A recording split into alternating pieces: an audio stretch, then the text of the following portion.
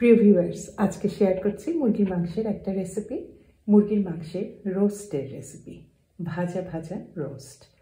সামনেই ঈদ, অবশ্যই রেসিপিটা কিন্তু ট্রাই করতে পারেন। আমার বিশ্বাস আপনাদের একটু নতুন ধরনের মুরগির মাংসের ভাজা রোস্টের রেসিপিটা সবাই পছন্দ করবে।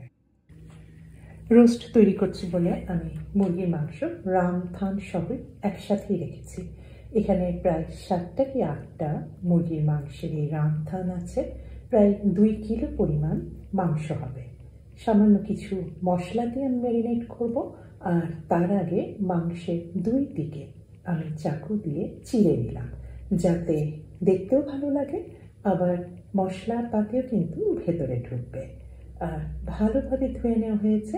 এখন ম্যারিনেশনের জন্য 1 টেবিল চামচ দিয়েছি আমি এটা অয়েস্টার সস, 1 টেবিল চামচ দিয়েছি সয়া সস, আর 1 টেবিল চামচ দিয়েছি চিলি সস।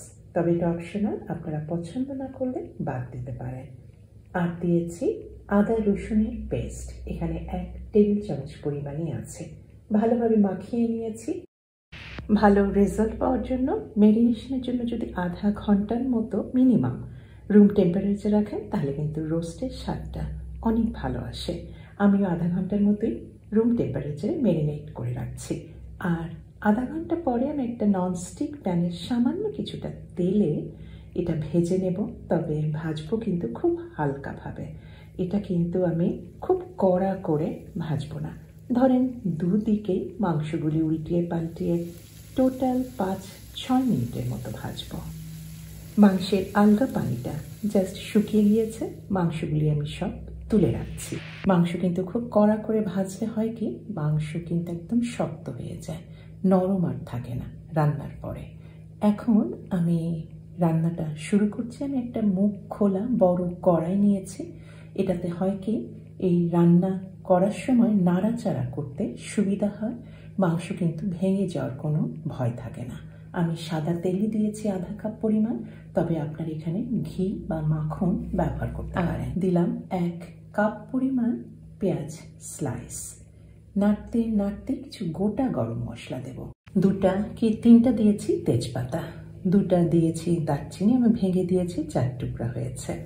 আর দিয়েছে একটা স্টার আনিস। স্টার আনিস দেবেন, এটা কিন্তু মাংসের স্বাদকে অনেক বাড়িয়ে। 6টার মতো দিয়েছি ছোট এলাচ, আর দিয়েছি 2টা বড় কালো এলাচ। বড় কালো এলাচটা অবশ্যই দেবেন, এটা মাংসের স্বাদকে বাড়াবে।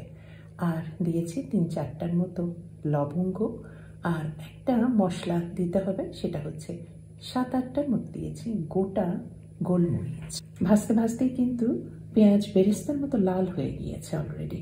এখন দিলাম 1 টেবিল চামচ পরিমাণ আদা রসুনের পেস্ট। কিছুটা পানি দিয়ে মশলা কষিয়ে নিচ্ছি, তবে এখনো কিন্তু আরো কিছু মশলা বাকি আছে দেওয়া।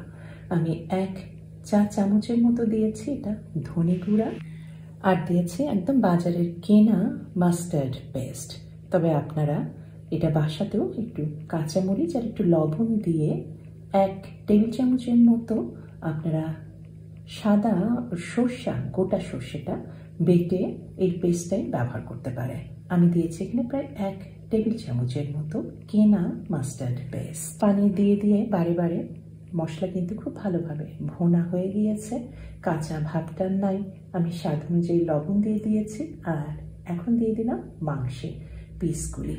ভাজা মুরগির রোস্ট বলে কিন্তু এখন ভেজে ভেজে রান্না করতে হবে, অর্থাৎ নাড়াচাড়া করে রান্না করতে হবে। ভাজতে ভাজতে এখন আমি আরও অ্যাড করলাম 1 টেবিল চামচের মতো এটা লাইট সয়া সস, আর দিয়েছি 5-6টার মতো পাতলা করে কাটা ফ্রেশ আদা। লাল মরিচ কিন্তু এখনো দেইনি বা গুঁড়া দিইনি, আমি দিলাম 4-5টার মতো গোটা লাল মরিচ। এটাও কিন্তু নাড়তে নাড়তে কিছুটা ভেঙে যাবে, এটা কিন্তু কিছুটা ঝাল স্বাদটা নিয়ে আসবে। আর কিছু দিয়েছি একদম ফ্রেশ 3-4টার মতো রসুন কোয়া, আমি কেটে দিয়েছি। এগুলো কিন্তু নাড়তে নাড়তে এই সমস্ত যে মশলাগুলি দেখলেন, শুধু আদাটা ছাড়া রসুন কিন্তু সম্পূর্ণ একদম গলে মিশে যাবে। আরও দিয়ে দিলাম 1 চা চামচের মতো জিরা গুঁড়া। এখন খুব বেশি পানি দেবেন না, কারণ খুব মাখা মাখা ধরনের হবে এই রোস্টটা। আমি 1 কাপের মতো গরম পানি দিয়েছি, এতেই মাংসটা সম্পূর্ণ সেদ্ধ হবে আর একেবারে বেশ ভাজা ভাজা শুকনা শুকনা এই টেক্সচারটা হবে। এই রোস্টটা অন্যান্য রোস্টের মতো না, ও যে অনেকটা খুব ঘন গ্রেভি থাকে যেটা, এটা কিন্তু খুব ভাজা ভাজা মাখা মাখা রোস্ট। আর এখানে 1 টেবিল চামচ পরিমাণ এটা দিলাম সাদা সিরকা। এটার স্বাদটা কিন্তু অনেক বাড়াবে। হালকা একটা সিরকার একটা সুগন্ধ আছে আর একটা স্বাদ আছে, সেই স্বাদটা কিন্তু নিয়ে আসবে, একটু টক টক স্বাদ করবে। এখন ঢেকে রান্না করব মাংস সম্পূর্ণ শুকানো, তেলটা ছেড়ে দেওয়া পর্যন্ত, মাখা মাখা হওয়া পর্যন্ত, প্রায় ঘন্টা খানেকের মতো মিডিয়াম হিটে রান্না করার পরে বেশ একদম পানিটা কমে গিয়েছে, শুকিয়ে গিয়েছে।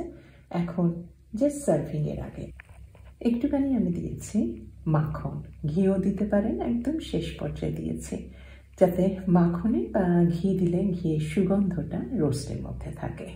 আমি কয়েকটা কাঁচামরিচ দিয়ে দিয়েছি, একটু ফালি করে কেটে দিয়েছি, যাতে কাঁচামরিচের সুগন্ধটা রোস্টের মধ্যে মিশে যায়। তৈরি হয়ে গেল একটু অন্য রকমের খুব মাখা মাখা, একটু তেলের উপর উঠানো রোস্ট। ভাজা ভাজা এই মুরগির রোস্টটা তৈরি করবেন, আমার তো মনে হয় একটু নতুন ধরনের রোস্টটা আপনারা পছন্দই করবেন। তাহলে আজকে এখানেই শেষ করছি। সবাই ভালো থাকবেন। আল্লাহ হাফেজ।